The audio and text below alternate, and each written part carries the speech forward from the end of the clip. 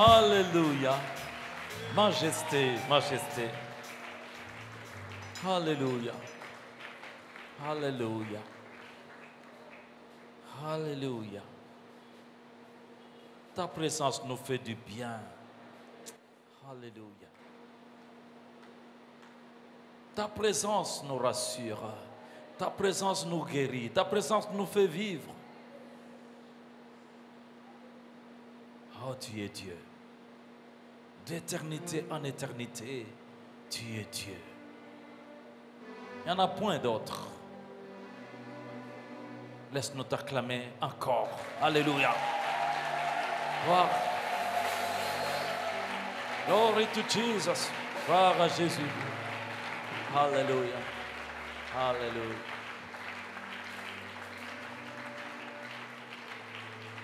Amen. Voilà des bons moments. Mettez-vous debout et donnez-vous la salutation dans le style actuel. Alors vous vous redressez et vous prenez votre Bible. Nous allons lire dans les livres de Juges, chapitre 11, versets 1 à 3. Jephthé le Galadite était un vaillant héros. Il était fils d'une femme prostituée et c'est Galad qui avait engendré Jephthé.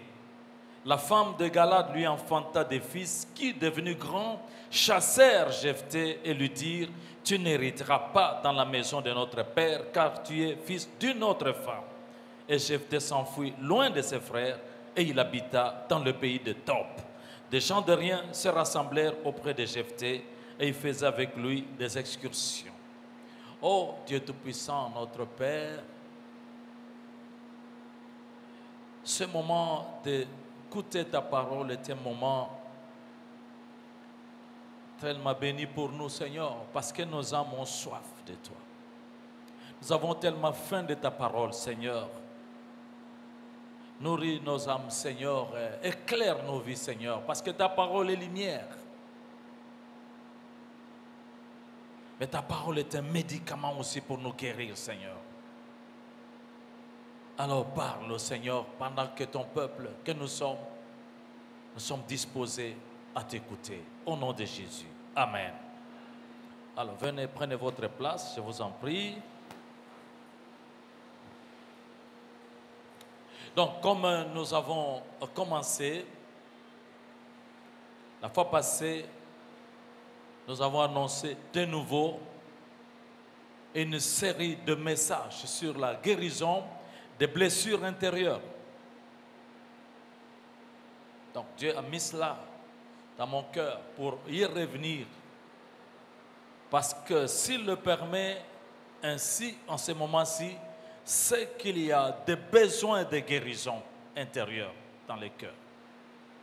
Des blessures intérieures qui sont des blessures du cœur, des blessures de l'âme, des blessures émotionnelles.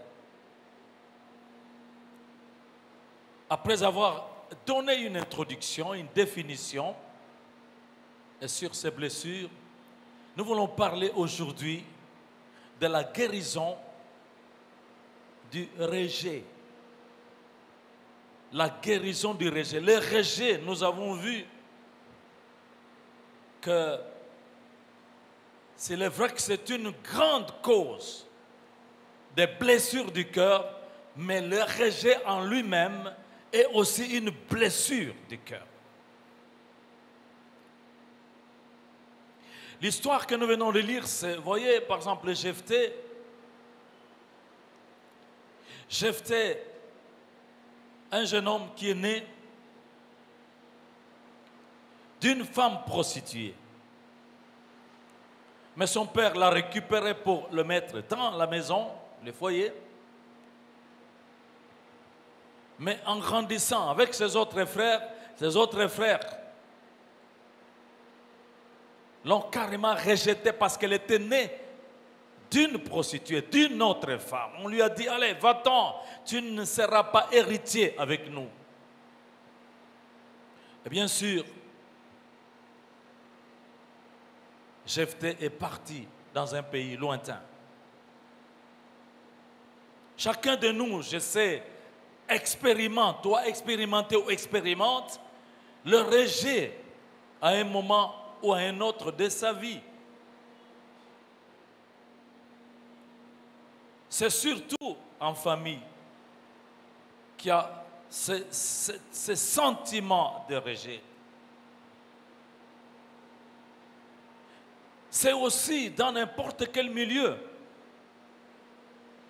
Au niveau professionnel, au niveau du travail, on peut vivre un rejet. Au niveau des milieux scolaires, milieux académiques, on peut vivre ce rejet dans l'église, dans les milieux politiques. Je vous dis, aujourd'hui, même dans ces milieux-là, il y a des gens qui vivent un rejet, sentiment de rejet. Parce que exclu, puisque le rejet, c'est défini, la définition du rejet, c'est cette sensation d'être mis à l'écart, mis de côté. C'est cette sensation d'être exclu d'un groupe de personnes. C'est devenu une blessure dans la vie de certaines personnes. On peut être là assis, participant au culte, mais on peut encore vivre des sentiments de rejet. Parce que le rejet peut aussi être vécu même dans le milieu d'église.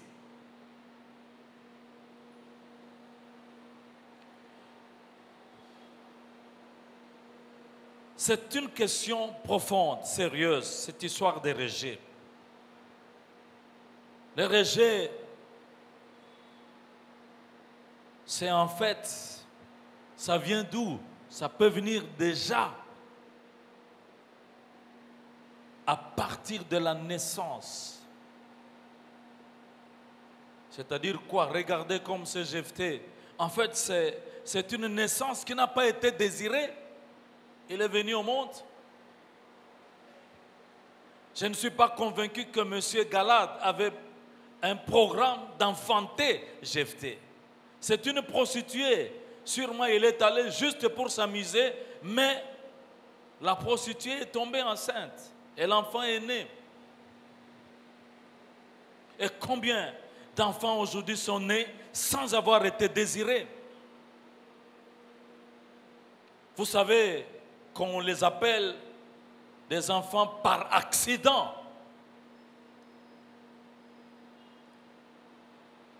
Tu n'as pas été programmé par tes parents. Ou alors on pensait s'arrêter à 5, 6 enfants, mais tu es quand même venu. Cela a suscité la colère de papa. Alors le rejet, justement, c'est justement un manque d'affection. C'est ce manque d'attention. Parce que comme nous le disons, chaque personne qui naît dans ce monde, chaque personne non seulement qui naît, mais qui vit dans ce monde, a besoin d'affection, de se sentir aimé, qu'on prête attention à soi. Mais dès le moment où quelqu'un sent qu'on ne prête plus attention à lui, évidemment, il n'y aura pas de paroles affectueuses, ni de gestes affectueux. Et il y a cette blessure de rejet.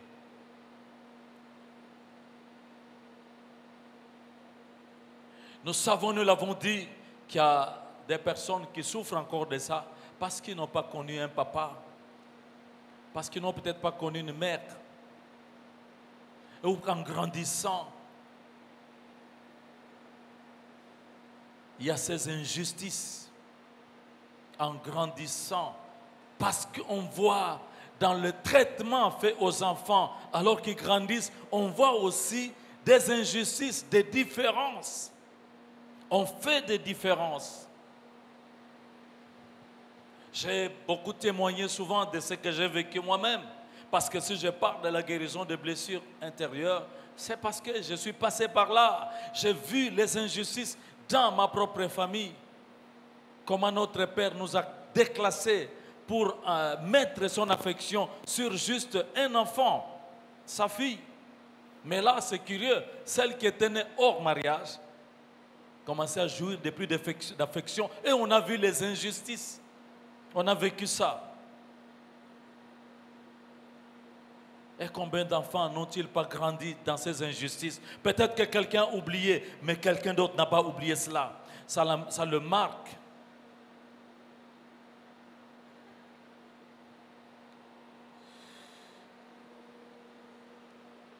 Alléluia. J'ai tout de même une bonne nouvelle, mon ami. C'est que toi, tu n'es pas un accident. Tu as été dans le programme, tu as été dans les programmes de Dieu. Alléluia. Prends ta main, lève ta main. Dis, Seigneur Jésus, je te dis merci. Parce que quand j'étais dans le ventre de ma mère, quand je n'étais qu'une masse informe, tes yeux me voyaient. Tu connaissais déjà les jours, le nombre de jours. Mes destinées étaient déjà dans ta main. Donc, je ne suis pas un accident, mais je suis dans ton programme.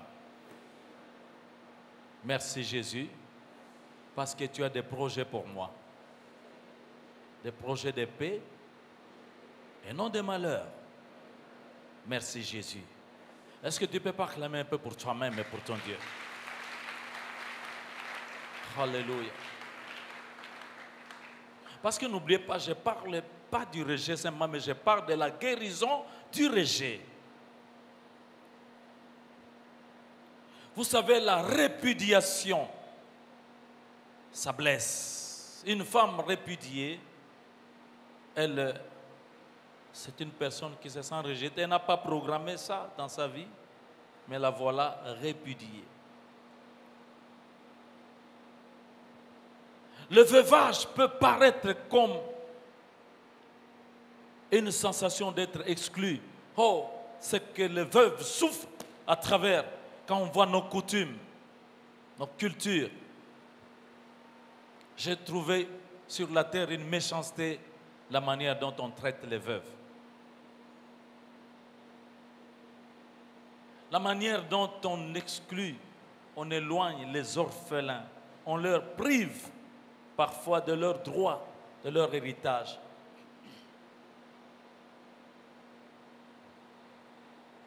J'ai parlé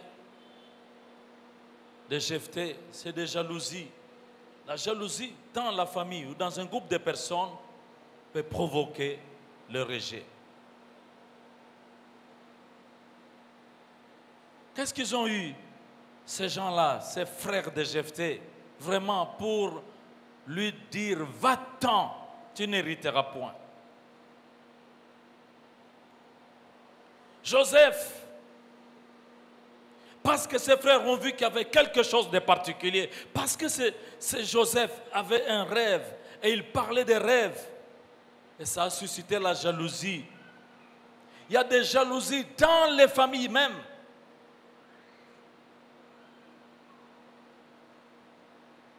Et ils ont vendu leur frère Joseph. Il a été mis hors du foyer, hors de la famille. La jalousie. Je reviens sur les injustices. Les injustices. Des traitements différents. On a de l'affection pour les uns, mais on n'a pas d'affection pour moi. Oh, chers parents, s'il vous plaît, traitez les enfants comme Dieu nous voit. Parce que pour Dieu, il ne fait point exception des personnes. Il n'y a pas de différence. Devant Dieu, toi et moi, nous avons la même valeur. Dieu ne fait exception des personnes. Nous avons connu les injustices, j'ai parlé dans notre famille. Cela a poussé même mon grand frère à l'époque. Il était encore tout jeune. Je pense qu'il avait peut-être à peine 15 ans ou 16 ans ou 17 ans. Il est allé se jeter dans l'armée à l'époque, la division Camagnon, là, parce qu'il s'est senti haï par papa. Il l'a mis de côté, il le traitait durement. Il est allé se livrer dans l'armée. C'est là qu'il est allé mourir. Oh, à cause du rejet. À cause du rejet. Il y a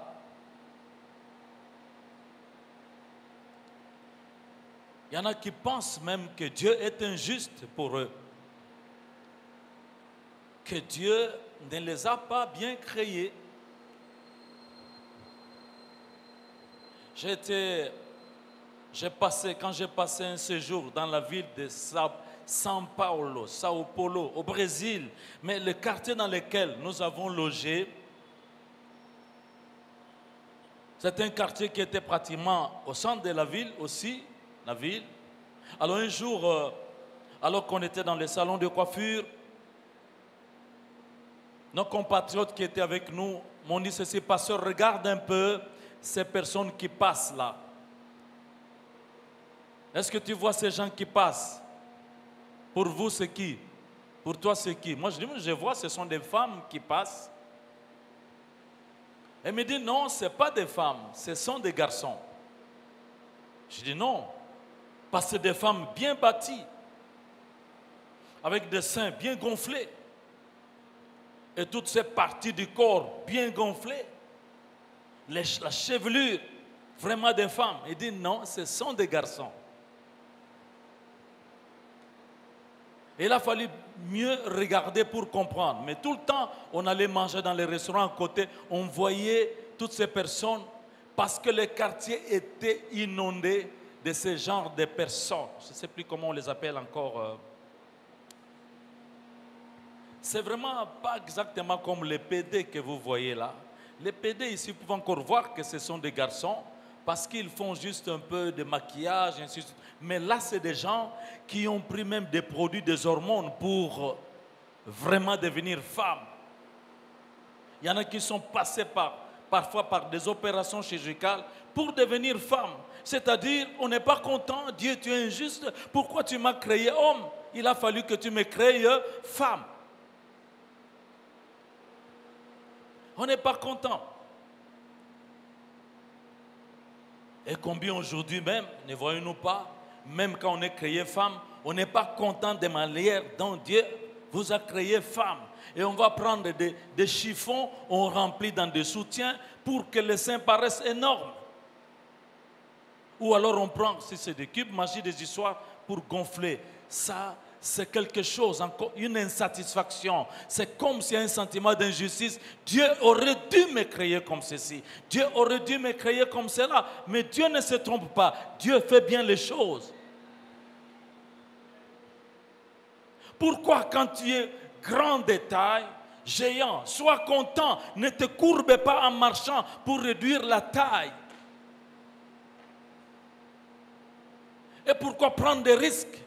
Oh, chère dame, de me prendre, de mettre des talons tellement hauts pour en rajouter à la taille. Parce que tu trouves que tu es trop courte. N'as-tu jamais vu des grands hommes et tellement géants, mais qui recherchent plutôt ces petites femmes courtes? Dieu fait bien les choses. Alléluia. Ne transforme pas ton teint avec outrance parce que tu trouves que tu es trop noir. Dieu s'est trompé. Vous voyez que même les blancs vont encore au soleil pour se bronzer, pour devenir un peu brun. Et toi, tu veux devenir comme eux. Pourquoi faire tant de régimes? Parce que tu trouves que tu es trop gros, trop grosse. Laisse-moi te dire, quelqu'un t'apprécie tel que tu es là. Quelqu'un t'apprécie. Ça ne sert à rien de mettre des habits tellement amples pour gonfler le volume parce que tu trouves que tu es tellement mince là-dedans. Laisse. Ne sais-tu pas combien les gens dépensent comme des milliers de dollars pour retrouver la taille? Tu as une bonne taille, c'est la taille mannequin. Garde cette taille. S'il te plaît, Dieu ne se trompe pas.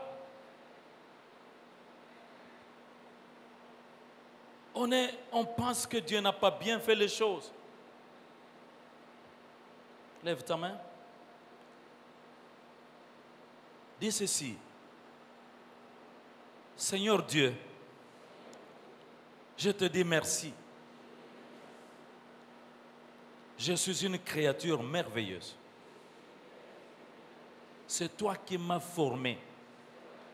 C'est toi qui m'as façonné. C'est toi qui m'as tissé dans le ventre de ma mère. Merci Jésus. Tu m'as bien créé.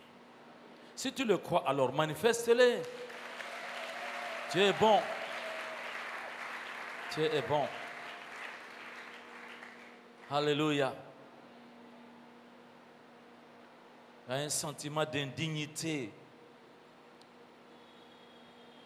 Comme cause aussi. Ça veut dire, vous entendez un peu les gens, quand vous entendez quelqu'un, même dans ses prières, oh je suis indigne, Seigneur, je suis indigne, je suis tellement sale, je suis vraiment, je mérite l'enfer. Non.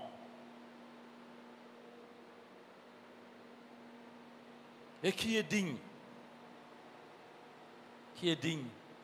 Il n'y a que Jésus qui est digne. Mais en Jésus-Christ, tu retrouves la dignité. Nous retrouvons la dignité. Alléluia.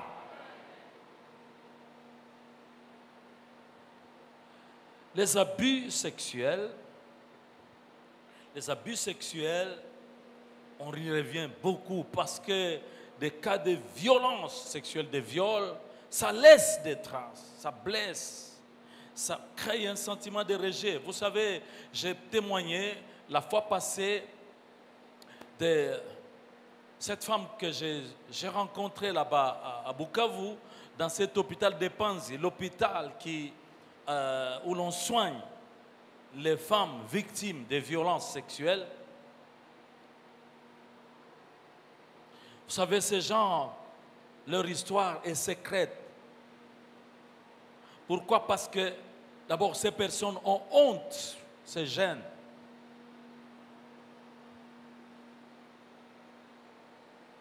Cette femme violée a besoin d'encouragement, a besoin de consolation, a besoin d'être rassurée. Mais que se passe-t-il?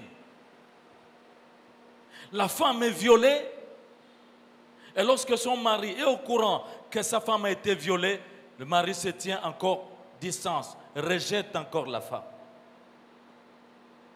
Elle devient impure, elle devient ça.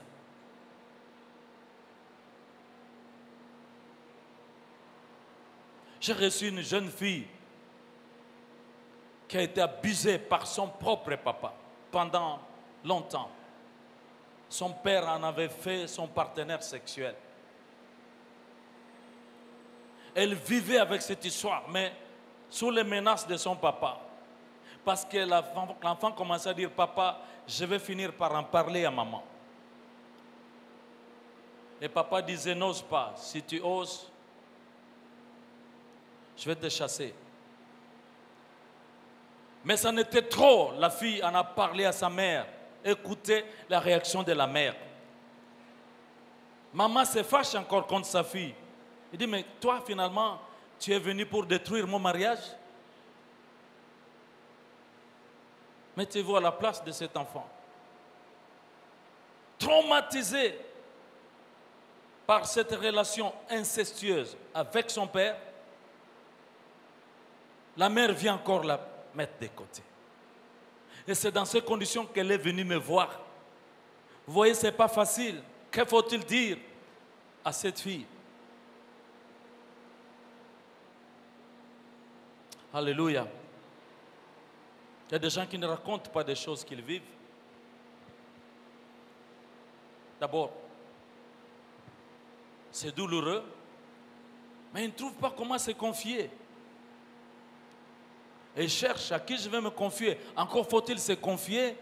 Et si c'est un homme de Dieu qui puisse être discret, respecter le secret de sa vie.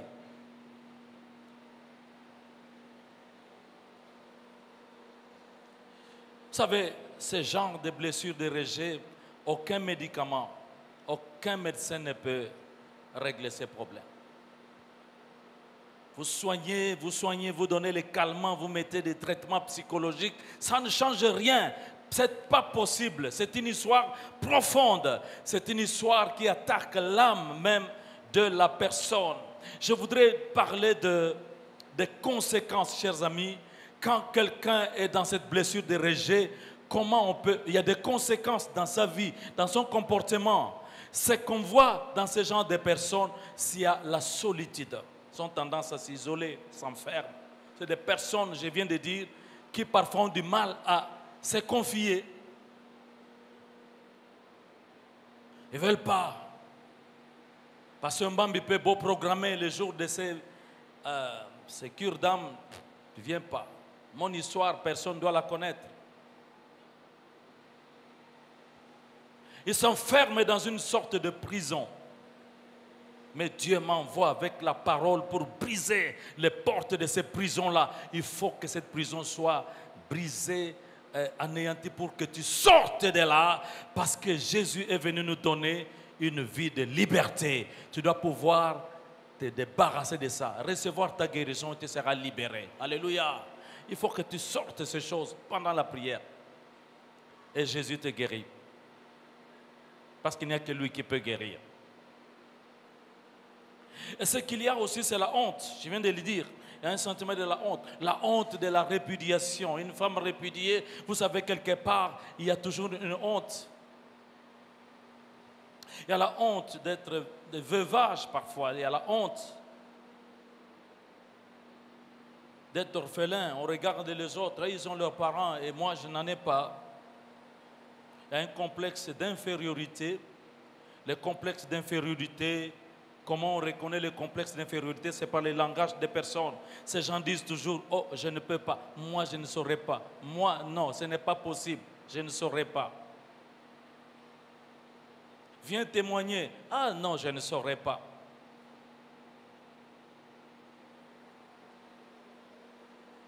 Est-ce que tu peux faire la prière pour commencer la réunion? Non, non, non, je ne saurais pas. C'est des personnes qui ne peuvent rien. Mais quand ils parlent seulement des autres, de ce que les gens devraient faire. Quand il vient même à l'église, c'est peut-être dans son coin. Il y a toujours sa place. Personne, ça c'est ma place. Il ne faut pas être avec les autres. Et puis, ils regardent, oh là là, aujourd'hui, ils n'ont pas bien essuyé les chaises. Aujourd'hui, ils n'ont pas bien chanté. Aujourd'hui, la prédication, non, c'est toujours, mais va faire quelque chose. Non, non, non, non, non, non, pas moi. Ils sont toujours vraiment dans le négatif, dans le petit. Comme j'aime le dire, chez moi, dans ma province d'origine, dans ma tribu d'origine, avec les Bayombe, on demandait-leur chaque fois comment ça va. Ils vont toujours vous dire fiote, kaka, fiote. Donc toujours un peu. Donc on sent qu'on n'a pas quelque chose à donner. Il n'y a pas d'ambition. Alléluia. Moi, je viens t'annoncer Jésus-Christ. Parce qu'avec Jésus-Christ, ce n'est plus la timidité. Ce n'est plus ce complexe d'infériorité. Avec Jésus-Christ, c'est un esprit de force et de sagesse. Avec Jésus-Christ, oui, tout peut changer. Un timide peut devenir un bouillant. Il faut que ça change. Sois guéri dans ta blessure là. Change de langage. Voilà la vie que Jésus est venu apporter.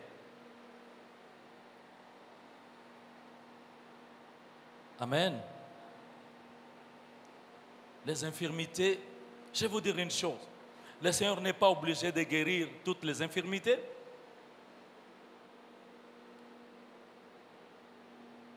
Mais avec les infirmités, le Seigneur peut transformer quelqu'un.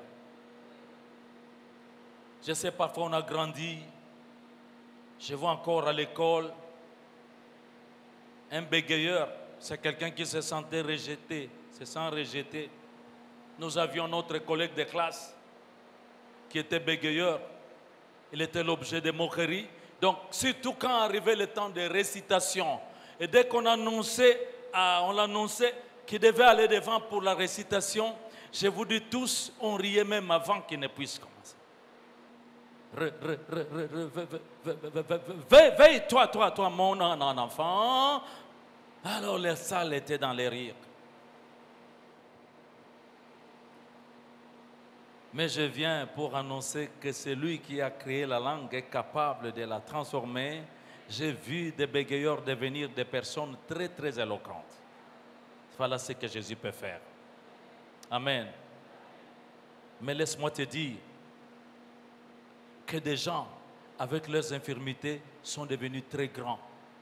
Des albinos rejetés, mais Dieu les prend, il les transforme, ils deviennent des grands. Vous entendez, vous voyez des grands prédicateurs, des grands artistes, des aveugles.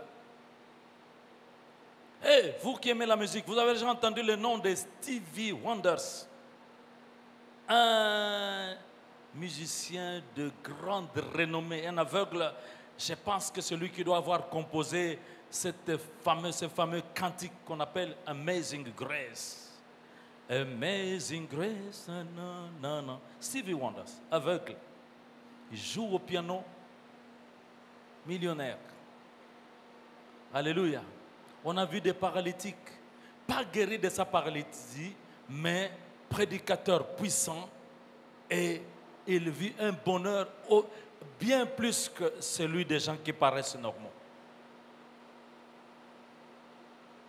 Alléluia. Pourquoi? Parce que nous avons lu, nous avons dit ça dans nos paroles, parce que les projets que Dieu a formés sur toi, toi à qui il a permis de naître, ce ne sont pas des projets de malheur, mais ce sont des projets de paix afin de te donner un avenir et de l'espérance. Le Seigneur s'apprête à étonner le monde dans la vie de quelqu'un, dans ta vie. Mon Dieu, j'ai dit que la médecine est impuissante devant ce genre de problèmes. Mais il y a un grand médecin, c'est lui que j'annoncerai tout le temps. Lui, il va le faire. Son nom, c'est Jésus-Christ. Jésus-Christ, Jésus-Christ de Nazareth. Il mérite vraiment que nous l'acclamions parce que c'est lui le grand docteur qui fait ce que les médecins ne peuvent pas faire. Alléluia. Alléluia. Déjà, quand le prophète Ésaïe annonçait, pas seulement sa naissance, mais son œuvre à la croix, quand il annonçait, nous sommes dans Ésaïe 53, il disait qu'il va naître comme un rejeton. Mais il dit, méprisé et abandonné des hommes, habitué à la souffrance. Jésus, méprisé et abandonné des hommes. Il a été rejeté par les siens, les Juifs. Jean 1 nous le dit. Les siens ne l'ont point reconnu, ils l'ont rejeté. Les Juifs. Jésus. Oh mon Dieu. À la croix. Jésus a pleuré. Jésus a crié. Savez-vous que la seule personne qui pouvait dire cette parole-ci, il n'y a que Jésus devant le tombeau de Lazare, alors qu'il s'apprêtait à ressusciter Lazare, il a fait une prière. Père, je te rends grâce de ce que tu m'as exaucé. Tu m'exauces toujours. Toujours. Chaque fois qu'il priait, qu'il invoquait son Père, il y avait toujours la réponse. Il pouvait dire, mon Père est toujours avec moi parce que je fais ce qui lui est agréable. Même à Pilate, il lui a dit, oh là là, si mon royaume était de ce monde, mais c'est simple, j'invoquerais simplement une légion d'anges ici, ce serait terminé. Donc là n'est pas le problème Pilate. Il avait toujours la réponse. Il pouvait aller changer l'eau en vin lors des mariages. Tout. Ressusciter les morts. Mais c'est Jésus-là, à la croix du calvaire. Il a passé 3 heures de temps dans la souffrance. Quand vous lisez cela dans le livre d'Hébreux, on nous dit qu'à la croix, il suppliait Dieu avec des larmes, des cris et des larmes pour pouvoir le délivrer de cette souffrance. 3 heures de temps. Mais rien du tout. C'est le silence au point qu'il a dû crier, « Oh mon Dieu, pourquoi m'as-tu abandonné ?» Est-ce que quelqu'un connaît l'abandon?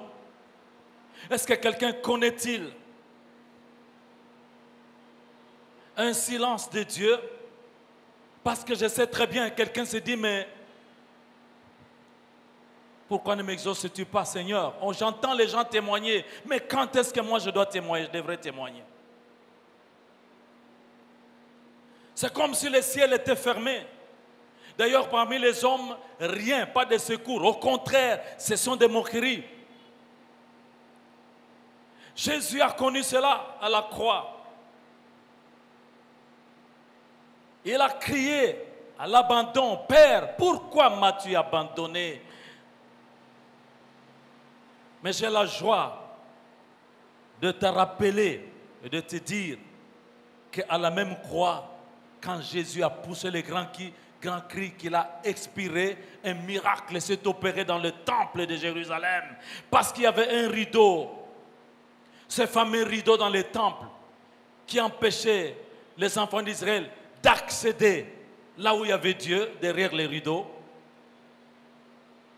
Ce jour-là, ce rideau s'est déchiré en deux. C'est Dieu qui l'avait déchiré pour dire désormais, eh bien, la voie est libre. La voie est libre et vous pouvez venir. Vous qui vous sentiez rejeté, vous qui vous sentiez abandonné, le mur de séparation s'est écroulé. Venez, venez, venez, vous pouvez passer. Oui, ces rideaux déchirés, c'était le corps de Jésus-Christ qui était déchiré à la croix, cloué à la croix pour dire une voie nouvelle a été inaugurée. N'importe qui peut accéder à Dieu par Jésus-Christ. C'est comme pour dire, maintenant, je peux vous embrasser. Vous pouvez être reçus. Sachez, chers amis, que Jésus a été abandonné pour que vous soyez reçus aujourd'hui. Alléluia. Veillons acclamer pour la bonté et l'amour du Seigneur. Oh, merci Jésus. Merci Jésus. Il a connu ses mépris. À la croix, il a porté le rejet. Il a pris toutes les conséquences du rejet. Et laisse-moi te dire aujourd'hui, je vais libérer des paroles de ce Dieu-là aujourd'hui. Voici ce qu'il me demande de te dire. Est-ce qu'une femme qui allait, oublie-t-elle l'enfant qu'elle allait? Quand bien même elle oublierait, moi, le Seigneur ton Dieu, je ne t'oublierai jamais. Je ne te délaisserai jamais. Est-ce que quelqu'un entend ces paroles? Il me demande de te dire ceci. Je suis le défenseur des veuves. Ô veuve, tu oublieras ton veuvage. Car celui qui te parle, ton créateur, c'est lui aussi ton époux. N'as-tu jamais entendu parler de ce Dieu qui s'appelle aussi l'époux des veuves? Sais-tu que Dieu est prêt à te faire vivre une vie même plus heureuse, meilleure que celle que tu avais alors que tu es dans le mariage? N'as-tu jamais remarqué que dans notre Bible là, s'il y a des personnes qui ont beaucoup joui des miracles de Dieu, il y a aussi d'abord les veuves. C'est à vous le miracle. Il est le père des orphelins. Ne pleurez pas, orphelins. Je suis parfois un peu attristé. Quand je me décide de prier pour les orphelins, je dis, orphelins, venez. Je vois même des papas de 60 ans, de 70 ans. Ah, mais je suis orphelin, et là là. Alléluia. Je parle des vrais orphelins. Il y a un père là-haut qui ne meurt pas. Alléluia. Il se présente comme le papa des orphelins. Est-ce que vous voyez les miracles? Comment les orphelins vivent? Si vous voulez chercher des miracles, allez voir. Je vois la servante de Dieu, Mama Umba, avec son orphelinat.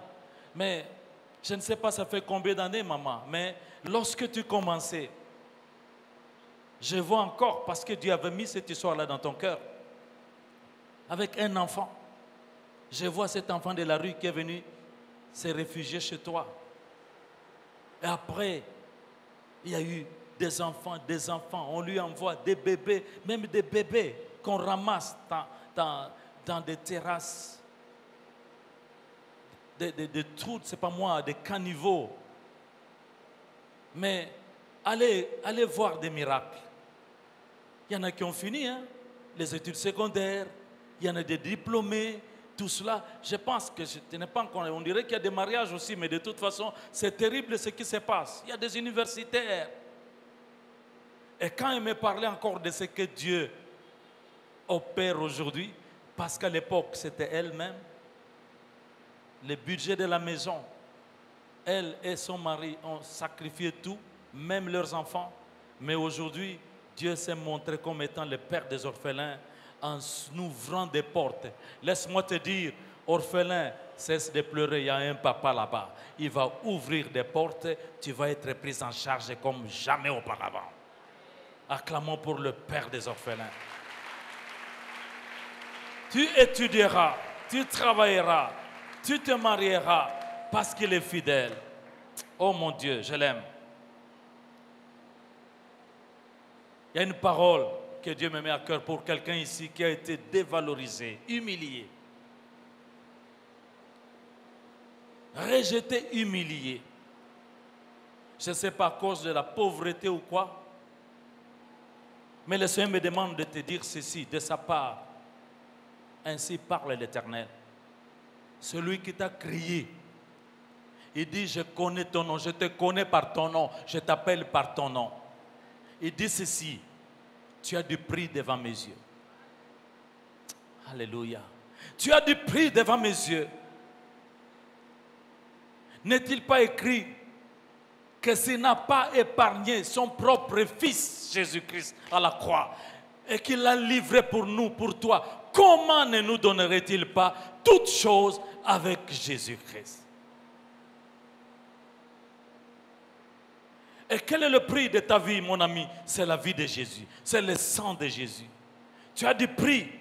Même si tu étais le seul malheureux, le seul pécheur dans ce monde, il me demande de te dire, je serai quand même descendu, monté à la croix pour toi, parce que je t'aime d'un amour éternel. Car Dieu a tant aimé le monde qu'il a livré son Fils Jésus-Christ à la croix, afin que si tu crois en lui, tu ne périsses point, mais que tu aies la vie éternelle, la vie abondante. Tu as du prix.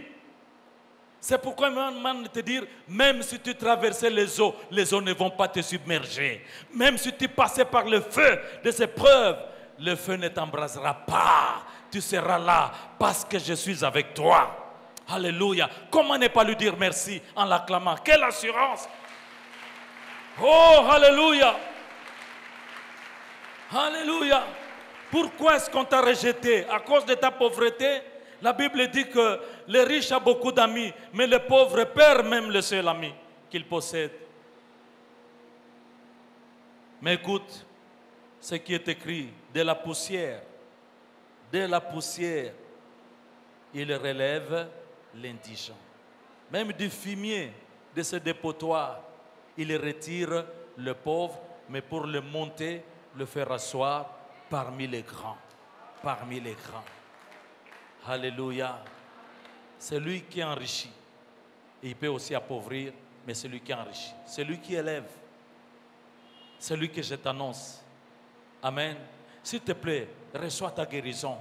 Oublie ce rejet, parce que Jésus en a pris la charge. Alléluia. N'entends-tu pas l'histoire de Jephthé?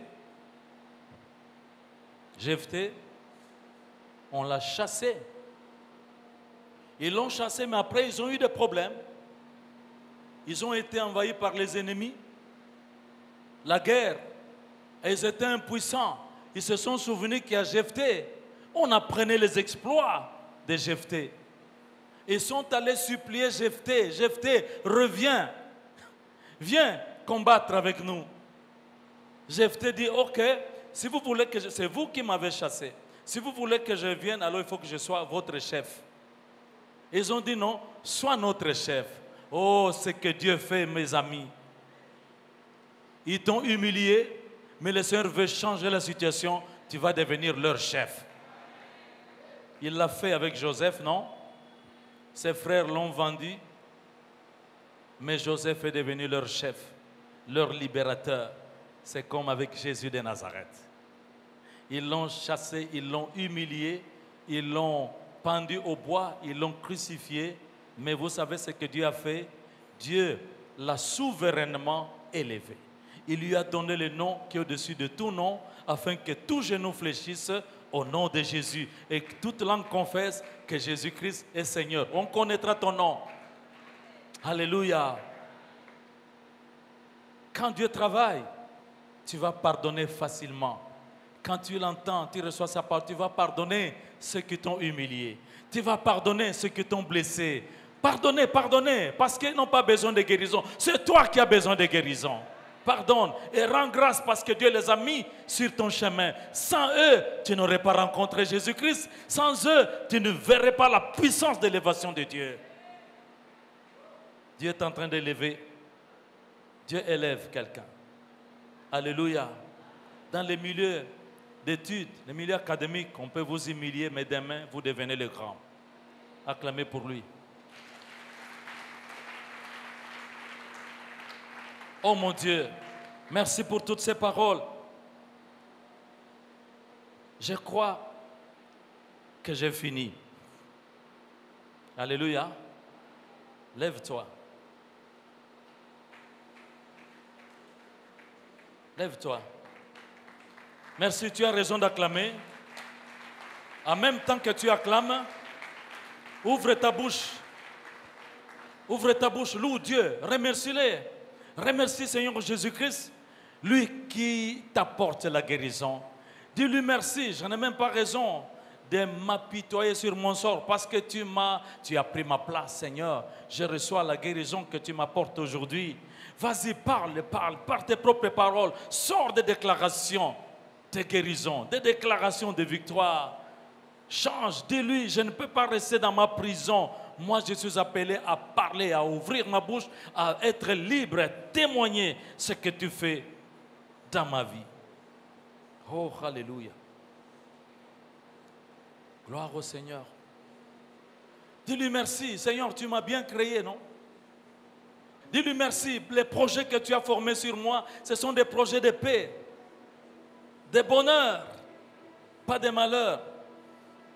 Je dois réussir.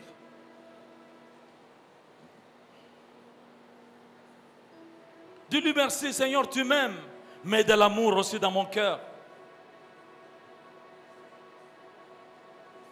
Jésus te guérit, mon ami. Dis-lui merci, Seigneur, je pensais que j'étais oublié, j'étais abandonné, mais alors que tu ne m'as jamais oublié, tu es avec moi, tu me guéris. Les gens t'ont haï à cause de la réputation mauvaise, mais Jésus t'aime. Il aime même les violeurs, les koulounas. Il combat peut-être le mal qui est en eux, mais il les aime.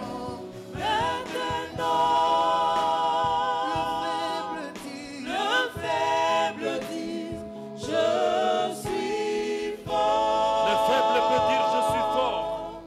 Le pauvre dit, je suis. Et le pauvre peut louer Dieu pour l'enrichissement. Dieu a fait de grandes choses pour nous. Merci, merci. Que Dieu vous bénisse, soyez guéris, prospérez, allez de l'avant, vivez au nom de Jésus.